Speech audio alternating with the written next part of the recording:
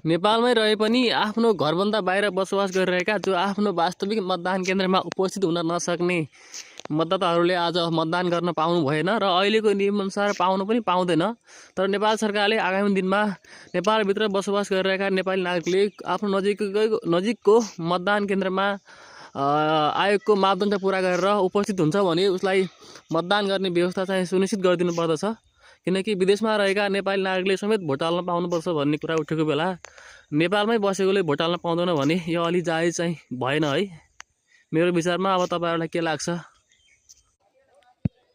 नेपालमै रहे पनि आफ्नो घरभन्दा बाहिर बसोबास गरिरहेका जो आफ्नो वास्तविक मतदान केन्द्रमा उपस्थित हुन नसक्ने मतदाताहरूले आज मतदान गर्न पाउनु भएन र अहिलेको नियमअनुसार पाउनु पनि पाउँदैन। तर नेपाल सरकारले आगामी दिनमा नेपालभित्र बसोबास गरिरहेका नेपाली नागरिकले आफ्नो नजिकको मतदान केन्द्रमा आयोगको मापदण्ड पुरा गरेर उपस्थित हुन्छ भने उसलाई मतदान गर्ने व्यवस्था चाहिँ सुनिश्चित गरिदिनु पर्दछ। किनकि विदेशमा रहेका नेपाली नागरिकले समेत भोट हाल्न पाउनुपर्छ भन्ने कुरा उठेको बेला नेपालमै बसेकोले भोट हाल्न पाउँदैन भने यो अलि जायज चाहिँ भएन है मेरो विचारमा। अब तपाईहरुलाई के लाग्छ?